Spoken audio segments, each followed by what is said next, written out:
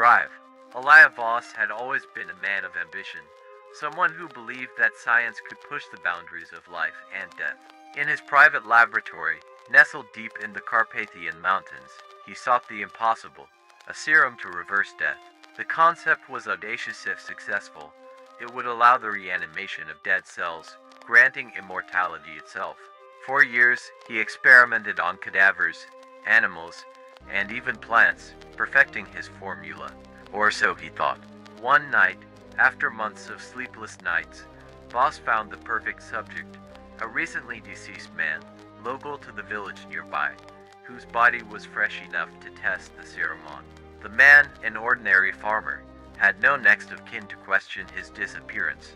Elia injected the shimmering blue liquid into the veins of the corpse, feeling a surge of anticipation course through him. At first, nothing happened. The body remained still on the cold, steel table. Elia frowned, frustration tightening his features.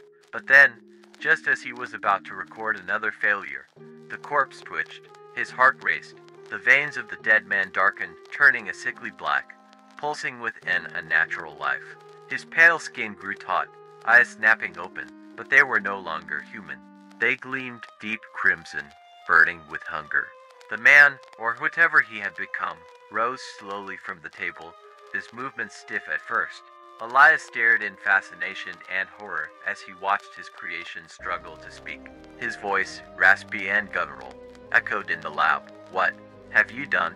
The farmer lunged at Voss before the scientist could react. Teeth, sharp and jagged, sank into his neck, draining his blood with a thirst Voss had never imagined. Weak and dizzy, he managed to break free, watching in horror as the creature fed on his lifeblood. The farmer, now fully transformed into something monstrous, stood tall. His once simple features were now twisted with cruelty. "You think you've conquered death, scientist?" he sneered, his voice carrying an otherworldly depth. "You have only unlocked something far worse." The vampire's hunger knew no bounds. He vanished into the night, leaving Voss alone, bleeding and barely alive. The scientist, trembling and too weak to pursue him, could not comprehend the full extent of his mistake. Days passed, and strange reports began to surface from the village. Livestock drained of blood, villagers disappearing without a trace, eerie whispers in the dead of night. Elia, realizing the horror he had unleashed, locked himself in his lab, determined to find a way to undo his experiment. But his efforts were in vain. He couldn't stop the spread of the darkness he had birthed. What Elia did not know was that the serum, in its corrupted form, had infected more than the body of the farmer. The vampire was no longer bound by the laws of mortality, nor by the solitary existence of a single creature. Each victim he fed upon began to change, becoming shadows of their former selves, loyal to his growing army. And as they spread, so did their insatiable hunger for blood and power. The true horror, however, was far worse than any of them could have imagined. Elia had never tested the full limits of his serum. As the vampire's power grew, so did an unexpected mutation within his body. He became something beyond a vampire, something darker, something even the undead feared. And with every passing night, his gaze returned to the scientist who had given him this twisted gift, now plotting something far worse than mere revenge. In the depths of the night, as Elia Voss sat in his crumbling lab, trying desperately to correct his greatest mistake, a chilling realization dawned on him. He had not just unleashed a vampire upon the world, he had created a new master of death itself. And that master was coming for him. The sound of the wind howling outside the lab masked the footsteps approaching. Elia could feel the air grow colder, the shadows deepen, but by the time he looked up, it was too late. The door creaked open. The vampire had returned. And this time, it wasn't alone. And so the true experiment had just begun. The vampire stood in the doorway, his eyes glowing crimson in the dim light of the lab. But behind him, something else loomed, an unnatural shadow that twisted and writhed, a dark force that seemed to suck the light from the room. Elia could hardly breathe, his mind racing to comprehend what stood before him. The creature that had once been a mere farmer now possessed an aura of overwhelming power. His once human frame had grown gaunt, his skin ashen, veins black like tendrils of poison. But it was his presence commanding, dark, almost regal, that terrified Elia the most. Behind him, a gathering of figures, their features distorted and misshapen, stood silently. They were not like him. They were worse. You thought you could create life, the vampire hissed, stepping forward with a smile that sent ice through Elia's veins. But all you've done is give me a weapon, one that is evolving beyond even your darkest imagination. Elia's eyes flickered to his notes, to the serum vials scattered across the tables. None of them mattered now. He knew it. He had lost control of his creation. The vampire was no longer the subject of the experiment, he was the experiment itself. And it was mutating. The vampire turned to his twisted followers, their once human eyes now hollow, their limbs bent at unnatural angles. "They're not like me, not entirely," he said, almost amused. "There's something less, but still, they serve." Elia's voice cracked as he whispered, "What have I done?" The vampire's laugh was low and venomous. "You've opened the gates, Doctor, and what lies beyond them is something you will never fully understand." With a sharp wave of his hand, the vampire commanded the figures to step forward. Elia recognized them, villagers he had once passed in the streets, now disfigured, consumed by whatever dark force the serum had birthed. Their faces were pale, gaunt, their mouths twisted into sneers as they advanced. But they didn't attack him, not yet. They simply stood, surrounding him, their eyes flickering with hunger. "I've come to offer you something, Doctor," the vampire said, circling Elia like a predator stalking prey. "You've done more than just create me. You've given me something far more valuable, knowledge. And with that knowledge, we can reshape this world, together." Elia trembled. "What do you mean?" The vampire leaned closer, his breath cold against Elia's skin. "You see, your serum, it did more than just reanimate me. It unlocked something ancient, a force long forgotten, one that has slumbered for centuries. I am merely the beginning. The true power of your experiment lies not in me, but in what is coming. And with your help, we can harness it." Elia's heart pounded in his chest. "No," he gasped. "I won't help you. I didn't mean for any of this." The vampire's eyes darkened, a flicker of anger passing through them. "It doesn't matter what you meant. What matters is what you've set in motion."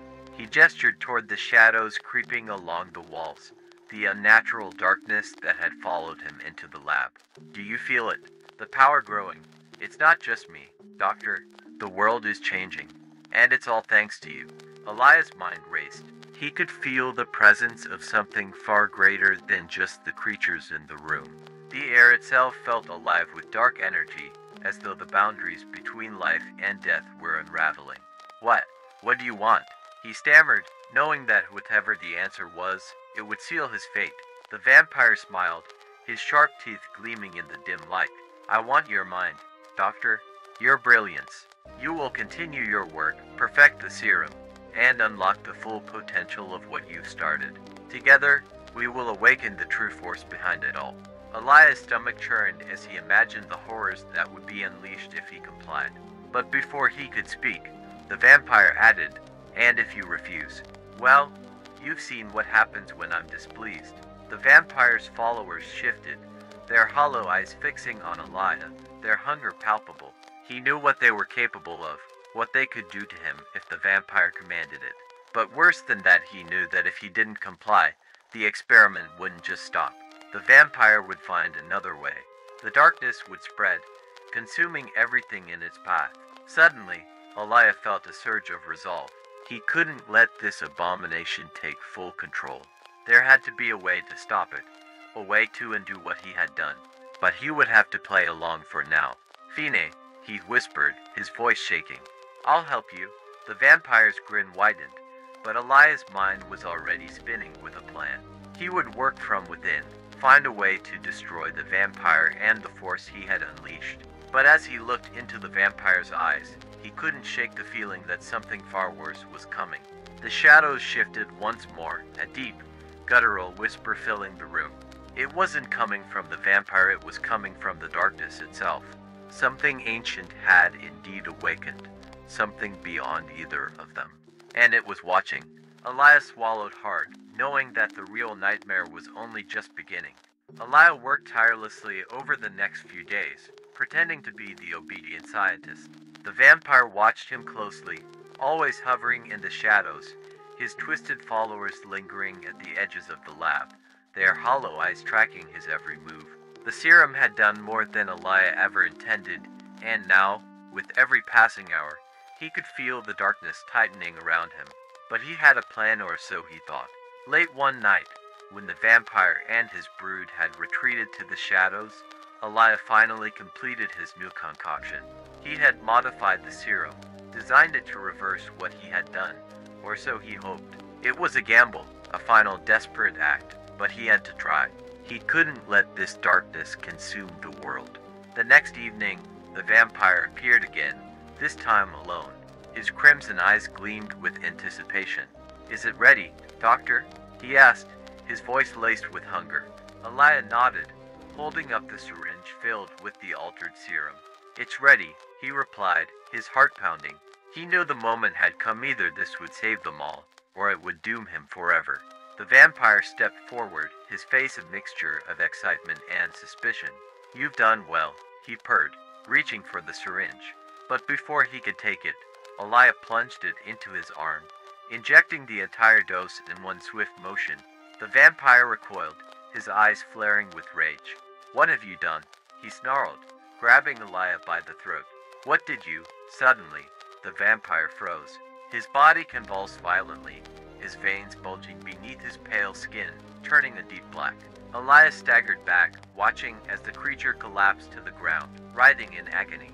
His followers rushed in, but stopped short, their eyes wide with fear as their master screamed, a blood-curdling sound that echoed through the lab. For a brief moment, Elia felt a surge of hope. He had done it, he had stopped the vampire. But then, the room grew unnaturally cold. The shadows in the corners of the lab twisted and writhed, growing thicker, darker, almost alive. The vampire's body stopped convulsing, but as Elia watched in horror, it began to change. His flesh rotted, crumbling away, revealing something far more terrifying beneath. A hollow voice, deep and ancient, filled the room. "You foolish, foolish man," it whispered, not from the vampire, but from the shadows themselves. "You have only hastened the awakening." The vampire's body rose again, but it was no longer him. The form that stood before Elia was a vessel, a twisted, empty shell, its eyes now glowing with a dark, endless void. The thing that had once been a mana farmer was gone. Something older, something far worse, had taken its place. "You thought you could destroy me," the creature said, its voice now layered with inhuman malice. "You cannot kill what is eternal. You cannot undo what you've unleashed." Elia stumbled back, his heart pounding in his chest. "No, this is impossible." The creature's smile widened, its form warping into something grotesque, a mockery of life and death, a creature of pure darkness. The twisted followers that once obeyed the vampire now knelt before their new master, their eyes gleaming with a terrifying reverence. "You've played your part, Doctor," the creature said, advancing on Elia. "Now, I have no more use for you." Elia turned to run, but the shadows reached out like tendrils, wrapping around his legs, pulling him back. He screamed as the darkness enveloped him, the cold seeping into his bones, his body paralyzed with fear. The last thing he saw before the darkness swallowed him whole was the creature's eyes, empty, endless voids staring down at him, as if they had seen the beginning of time itself. And then, silence. The lab stood empty, save for the lingering shadows that twisted and coiled like smoke. The village below, unaware of the horrors unleashed in the mountains, continued on with its quiet life. But the nights grew darker, the winds colder, and soon, whispers of strange happenings spread through the streets of missing villagers, of shadows that seemed to move on their own, and of a figure, pale and twisted, watching from the hills. And somewhere deep in the mountains, in a place where the dead should have stayed dead, something ancient stirred, its hunger unending, its power growing. The true nightmare had only just begun. The end,